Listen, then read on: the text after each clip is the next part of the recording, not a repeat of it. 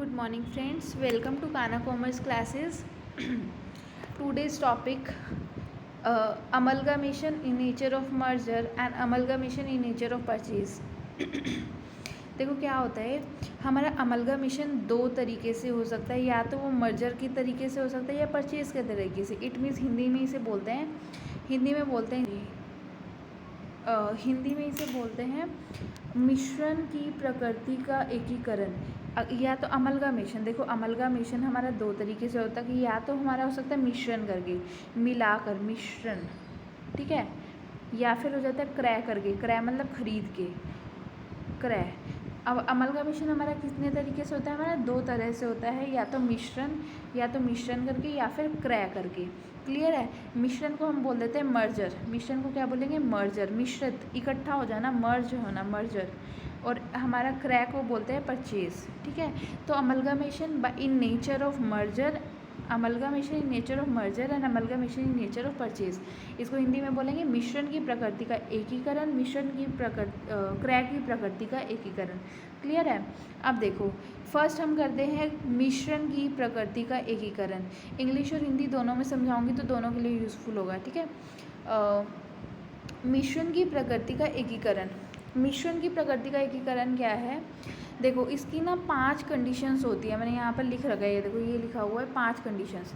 जब हम मिश्रण की प्रकृति का एकीकरण करते हैं, ये अमलगामेशन इन नेचर ऑफ मर्जर की या मिश्रण की प्रकृति का एकीकरण होता है, तो हमारी 5 कंडीशंस होती है. अगर वो सेटिस्फाई होती हैं, अगर वो 5 कंडीशंस सेटिस्फाई होती हैं तो वो क्या हो जाएगा, मिश्रण की प्रकृति का एकीकरण. ठीक है. मिश्रण की प्रकृति का एकीकरण, या फिर जिसको बोलते हैं अमलगामेशन nature of merger.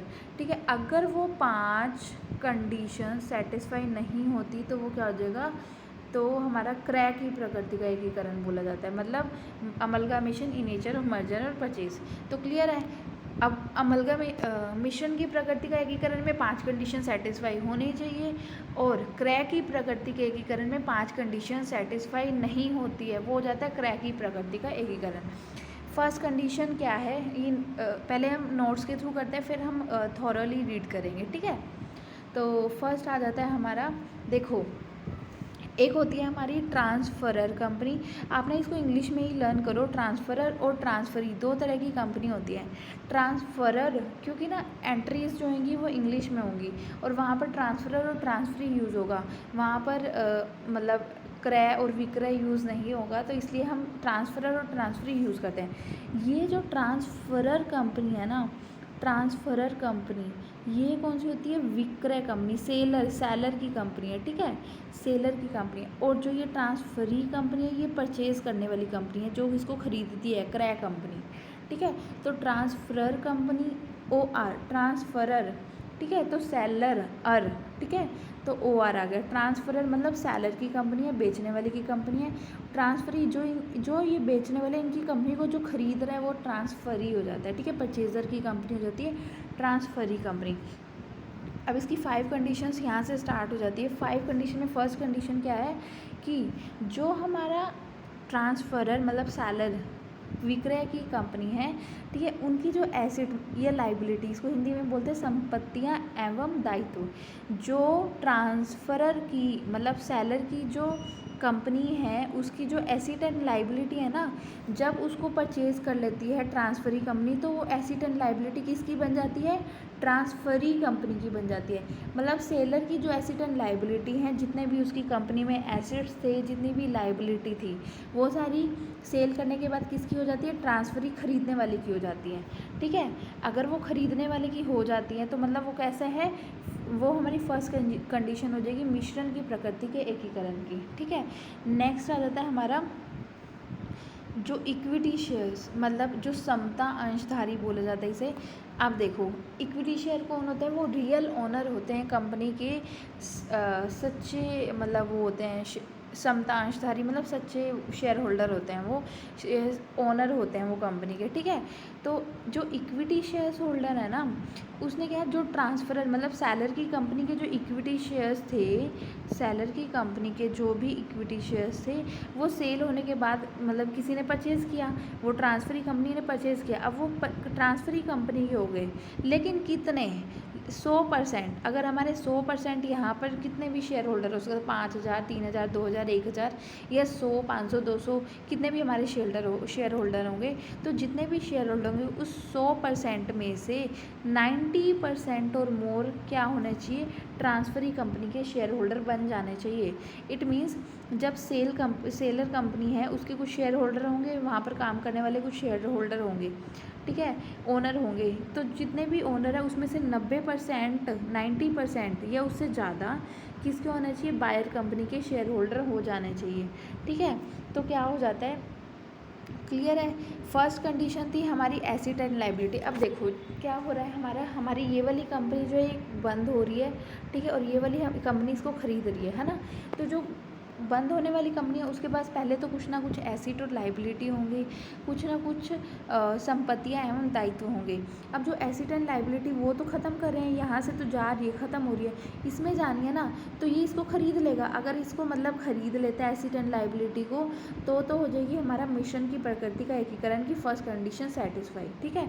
Second condition, अब एसेट एंड लायबिलिटी तो हमने इसको दे दिए, नेक्स्ट आ जाता है वहाँ पर कुछ अंशधारी भी होंगे, कंपनी में अंशधारी तो होते ही हैं, ठीक है। तो अंशधारी होंगे, अंशधारी को क्या करेंगे, जितने भी अंशधारी है, इक्विटी शेयर होल्डर हैं, समता अंशधारी, जितने भी इक्विटी शेयर होल्डर हैं, उस 100 में से, मतलब उस 100 में से हमारे कितने 90% तक शेयर होल्डर कहाँ चले जाने चाहिए, ट्रांसफरी कंपनी में, मतलब बायर की कंपनी में चले जाने चाहिए, ठीक है।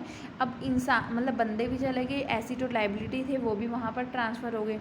अब देखो, अब वो कितने में वो खरीदेंगे, जो ये बायर कंपनी है, ट्रांसफरी कंपनी है, वो कितने में इन एसेट या लायबिलिटी या शेयर होल्डर कितने में वो कंसीडरेशन कितना दे रहे हैं, पैसा कितना दे रहे हैं, परचेज कंसीडरेशन मतलब कितना वो पैसा पे कर रहे हैं उन चीज़ों को ख़रीदने के लिए, तो वो क्या हो जाएगा, कंसीडरेशन।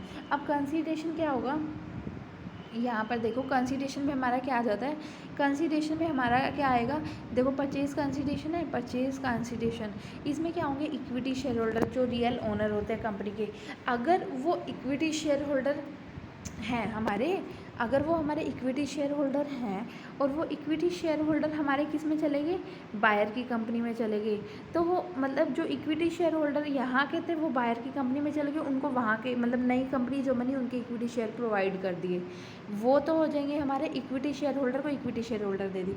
लेकिन कई हमारे क्या होते हैं, फ्रैक्शन शेयर होते हैं, जो इक्विटी शेयर होल्डर होते हैं ना, वो पूरी तरह उन्होंने पे नहीं किए होते, जैसे 10 रुपये उन्होंने सिर्फ 8 की ही पेमेंट की है, तो वो पूरी तरह पे नहीं किए होते, कई बार ऐसा भी होता है। तो वो जो फ्रैक्शन शेयर रह गए, जो अभी पूर्णतया मतलब वो चुकता नहीं हुए थे, जो मतलब रह गए हैं फ्रैक्शन में, अपूर्ण है, जो इसको बोला जाता है हिंदी में अपूर्ण, जो अपूर्ण शेयर रह गए उनको हम क्या करेंगे, उनकी हम कैश पेमेंट कर देंगे, क्लियर है। जो हमारे फुल्ली पेबल थे, ठीक है, उनको तो हम पूरे इक्विटी शेयर होल्डर को हमने इक्विटी शेयर होल्डर ही दे दिए, लेकिन जो अपूर्ण थे, जो फ्रैक्शन शेयर थे, उसको हम किस में पेमेंट करेंगे, कैश में पेमेंट करेंगे। ये हमारी हो जाती है थर्ड कंडीशन। तो हमारा क्लियर होगी, 3 कंडीशन क्या है, फर्स्टली हमारी जब कंपनी बंद होती है, तो बंद होगी तो उसके कुछ ना कुछ एसेट और लायबिलिटी होगी, वो एसेट और लायबिलिटी वो किधर ट्रांसफ़र होगी, इधर ट्रांसफ़र होगी। फिर उसके कुछ इक्विटी शेयर होल्डर होंगे, 100% इक्विटी शेयर होल्डर में से 90% क्या हो जाने चाहिए, इधर ट्रांसफ़र हो जाने चाहिए, क्लियर है। नेक्स्ट आ जाता है, अब इनको ख़रीदने के लिए हम कुछ पैसा पे करेंगे, अगर वो इक्विटी शेयर होल्डर को ख़रीद रहे हैं, ठीक है, अगर वो इक्विटी शेयर होल्डर हैं तो हम पैसा नहीं देंगे, हम इक्विटी शेयर होल्डर को अपने इक्विटी शेयर होल्डर दे देंगे। बेचने वाली कंपनी है, सेलर कंपनी है, उसको हम क्या कर देंगे, इक्विटी शेयर होल्डर दे देंगे नई कंपनी के, तो उनको पैसा पे करने की ज़रूरत नहीं पड़ेगी, उनको कुछ पैसा नहीं देना पड़ेगा।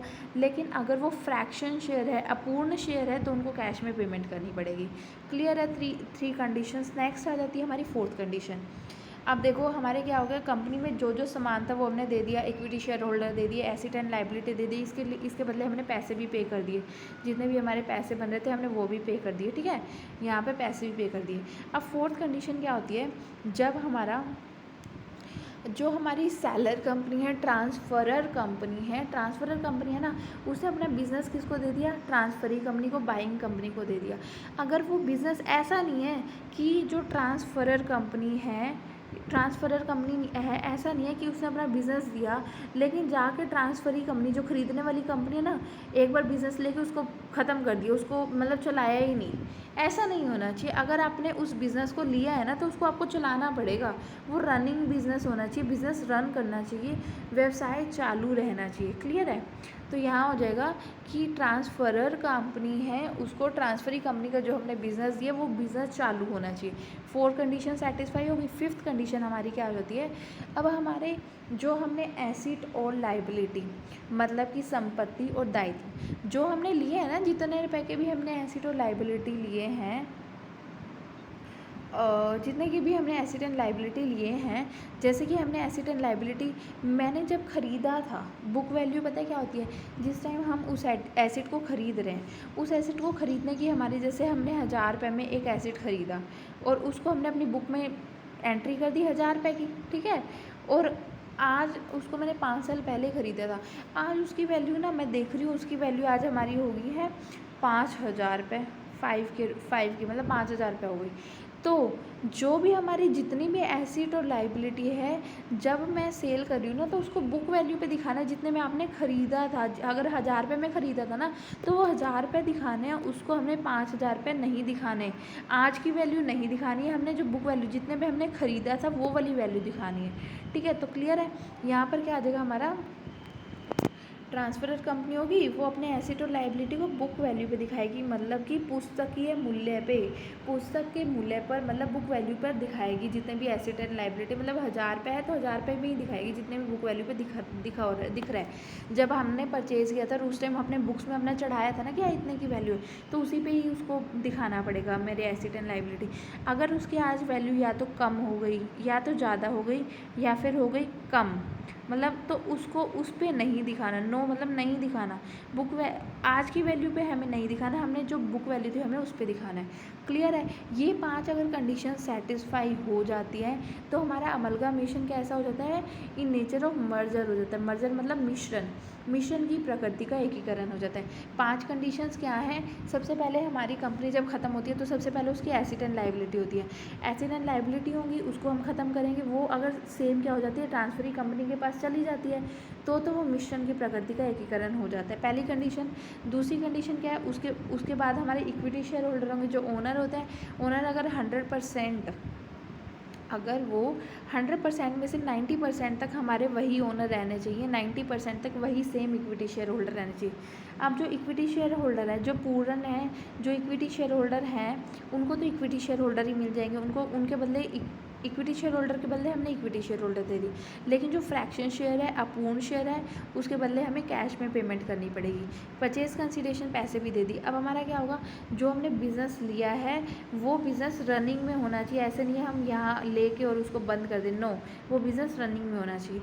फिर जो हमारी एसेट एंड लायबिलिटी है उसको बुक वैल्यू पे ही हमारी दिखानी है, हमारी मार्केट वैल्यू पर नहीं दिखाना है। ठीक है, बुक वैल्यू पर हम दिखाएंगे। 5 कंडीशंस है। अब हम इसको थॉरोली रीड करते हैं। ठीक है, क्या है हमारा?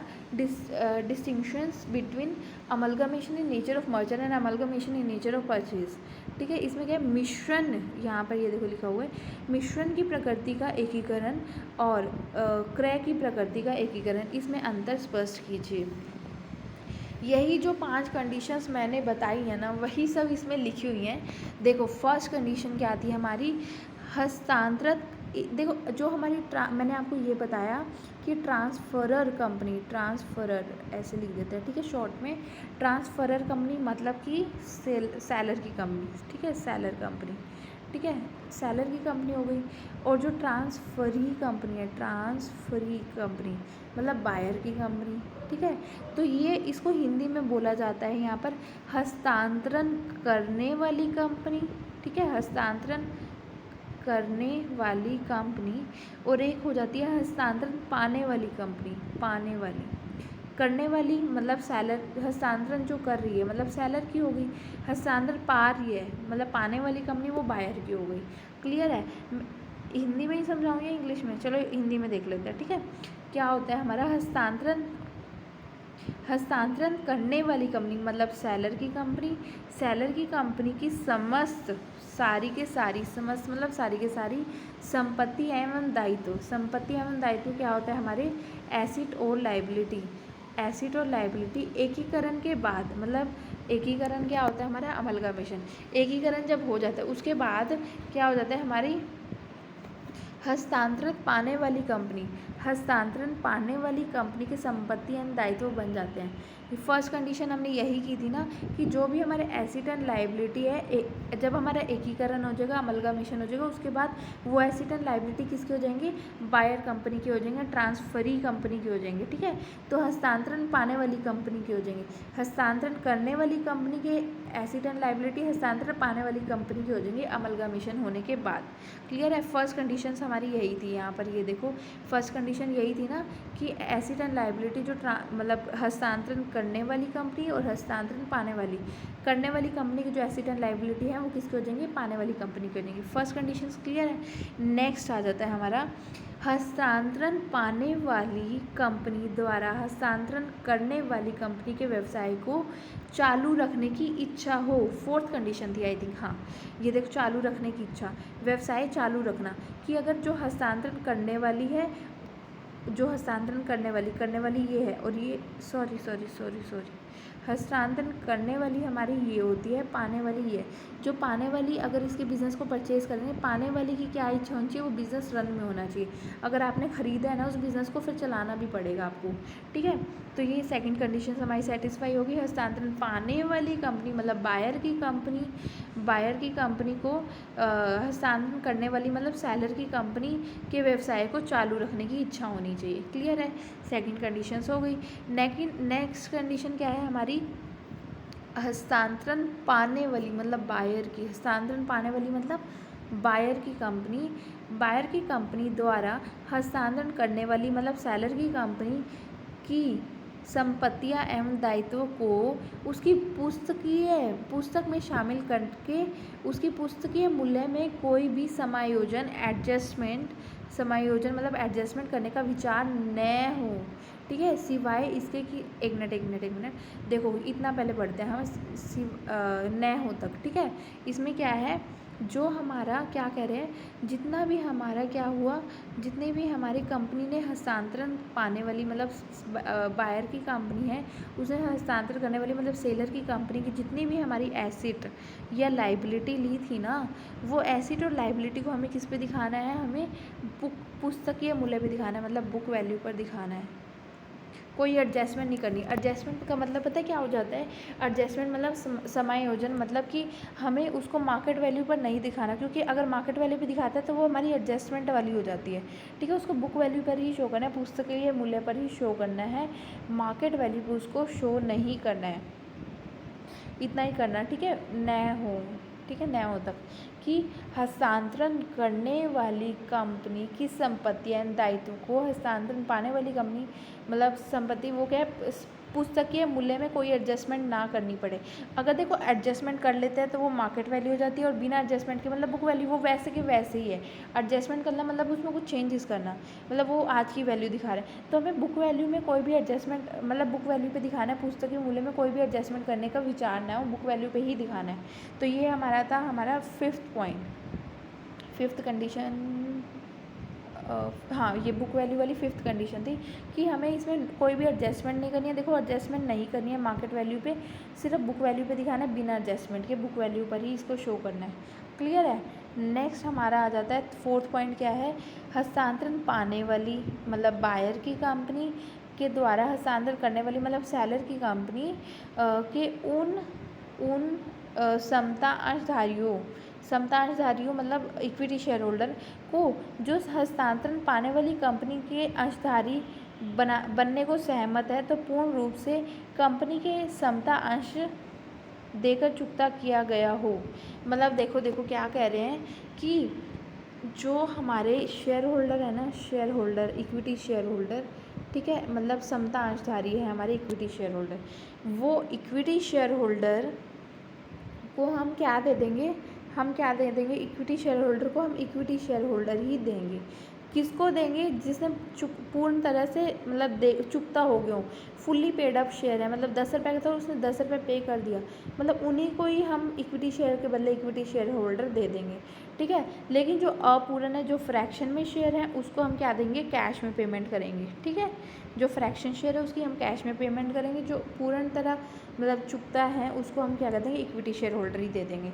अब देखो, अब पढ़ते हैं हम यहाँ पर क्या है, हस्तांतरण पाने वाली मतलब बायर की कंपनी के द्वारा हस्तांतरण करने वाली मतलब सेलर की कंपनी के उन सेलर की जो कंपनी है उसके समता अंशधारी मतलब इक्विटी शेयर होल्डर को जो हस्तांतरण पाने वाली कंपनी के अंशधारी बनाने के लिए सहमत हैं, मतलब जो भी रेडी है कि हाँ मैं इक्विटी शेयर होल्डर नई कंपनी के लेना चाहता हूँ, उसको पूर्ण रूप से अपनी कंपनी के समता अंश देकर चुकता किया गया हो। मतलब वो क्या है, वो पूरी तरह से चुकता होने चाहिए, मतलब क्या होने चाहिए, पूरी तरह से चुकता होने चाहिए, फुली पेड अप शेयर होने चाहिए, ठीक है। और यह भी ध्यान देने योग्य विषय है कि अगर हस्तांतरण पाने वाली कंपनी, ठीक है, मतलब बायर की कंपनी है, उसके द्वारा कंपनी के द्वारा अपूर्ण, यहाँ आ गया अपूर्ण मतलब फ्रैक्शन शेयर है, उसको नकदी मतलब कैश पेमेंट नकदी देकर भुगतान किया जा सकता है। जो हमारे फ्रैक्शन शेयर है जिसकी वो फुली पेड अप नहीं है, उसको तो हम कैश में पेमेंट कर देंगे, जो हमारे फुली पेड है उसको सेम इक्विटी शेयर होल्डर ही दे देंगे, मतलब नई कंपनी के समता अंश ही दे देंगे। ये हमारी कंडीशन थी, ये फ्रैक्शन शेयर वाली थर्ड कंडीशन थी कि जो इक्विटी शेयर फुल्ली पेड है उसको इक्विटी शेयर होल्डर ही दे देंगे नई कंपनी के, जो फ्रैक्शन में उसको कैश में पेमेंट कर देंगे।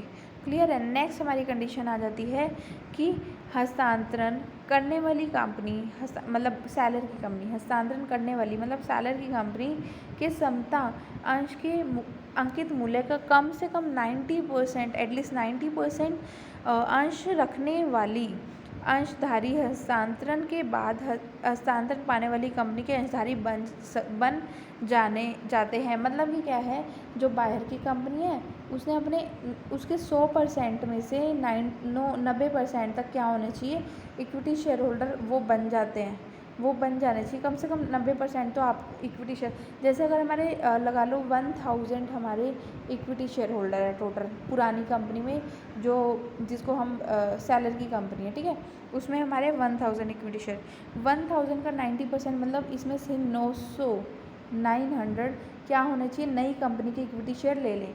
अगर उन 900 देखो उन्हीं पे शेयर होल्डर पे डिपेंड करता है वो लेंगे या नहीं। अगर तो 900 लेने को रेडी हो जाते हैं तो वो क्या हो जाता है, मिशन की प्रकृति का एकीकरण हो जाता है, ठीक है। अगर वो 900 लेने को रेडी होते हैं, या मैंने माना कि 945 हमारे रेडी हो गए, तो मतलब वो मिशन की मतलब 5 कंडीशन, ये 5th कंडीशन सेटिस्फाई हो रही। अगर उसमें से 845 रेडी हो जाते हैं तो वो मिशन की प्रकृति का एकीकरण नहीं होगा, वो क्रय की प्रकृति का एकीकरण होगा, ठीक है। तो यहाँ पर यही बोल रहे हैं कि हस्तांतरण करने वाली, इसकी जगह ना आप हस्तांतरण करने और पाने में अगर कंफ्यूज हो रहे हो तो यहाँ पर transfer and transfer he use कर लेना, ठीक है। अदरवाइज़ यहाँ पर हस्तांतरण करने वाली कंपनी के समता अंश के अंकित मूल्य का कम से कम एटलीस्ट हमें 90% तक अंश रखने वाले अंशधारी हस्तांतरण के बाद, हस्तांतरण मतलब जब एकीकरण हो जाएगा उसके बाद पाने वाली कंपनी के अंशधारी बन जाएंगे, पाने वाली मतलब बायर कंपनी के अंशधारी बन जाएंगे। परंतु ध्यान रखें, अगर 90% की गणना करते समय उन अंशधारी को छोड़ दिया जाता है जो हस्तांतरण से पहले हस्तांतरण पाने वाली कंपनी या सहायक कंपनी के उनके द्वारा नामांकित के पास हो, इतना करेंगे, ठीक है, इतना कर देना। ये कंडीशन होती है कि 90% तक हमारे शेयर होल्डर होने चाहिए। क्लियर है। तो अगर हम अपने नोट्स के अकॉर्डिंग देखो, फर्स्ट कंडीशन तो हमारी यही थी, जो फर्स्ट पॉइंट है वही फर्स्ट कंडीशन थी। सेकंड हमारी कौन सी थी, चालू होना चाहिए, हमारे नोट्स में 4th कंडीशन है, ठीक है। एडजस्टमेंट करनी होगी, ओह सॉरी, एडजस्टमेंट नहीं होनी चाहिए, मतलब बुक वैल्यू पे शो होना चाहिए, फिफ्थ पॉइंट है ये वाला हमारे नोट्स में, ठीक है। उसके बाद हमारा क्या है, equity share holder fraction shares, ये हमारा 3rd पॉइंट था, हाँ फ्रैक्शन शेयर्स का 3rd पॉइंट था। और हमारा 90% तक हमारे फुली पेड होना चाहिए, ये शायद सेकंड, ठीक है। तो हमारे नोट्स के अकॉर्डिंग ये ऐसे पॉइंट्स बता रखे हैं। क्लियर है। और अब ये हमारा क्या हो गया, अमलगामेशन। अगर ये 5 कंडीशंस, पाँचों के पाँचों कंडीशन सेटिस्फाई हो रही हैं तो ये हमारा हो जाएगा एकीकरण की प्रकृति का मिश्रण की प्रकृति का एकीकरण माना जाता है। ठीक है, मतलब amalgamation in nature of merger माना जाता है। अगर ये पांचों कंडीशन सेटिस्फाई नहीं होती है, इसमें से कोई एक भी नहीं होती ना, तो वो हमारा क्या हो जाता है, क्रय की प्रकृति का एकीकरण हो जाता है। यहाँ पर देखते हैं, क्रय की प्रकृति का एकीकरण, इस प्रकार का एकीकरण उस समय माना जाता है जो उपरोक्त वर्जित पांचों शर्तों में से कोई एक या एक से अधिक शर्त पूरी ना हो। अगर पांचों में से कोई एक या एक या एक से ज़्यादा कंडीशन पूरी होनी, चाहे पांचों ना हो, चाहे दो ना हो, तीन ना हो, एक ना हो, कितनी भी कंडीशन अगर सेटिस्फाई नहीं हो रही ना, तो मतलब फिर वो क्या हो जाएगा, क्रय की प्रकृति का एकीकरण हो जाएगा, अमलगमेशन नेचर ऑफ परचेज हो जाएगा। क्लियर है ये वाला पॉइंट? ये हमारा हो गया, हाफ पार्ट हो गया सेकंड क्वेश्चन का। ठीक है, नेक्स्ट हम नेक्स्ट क्लास में करेंगे।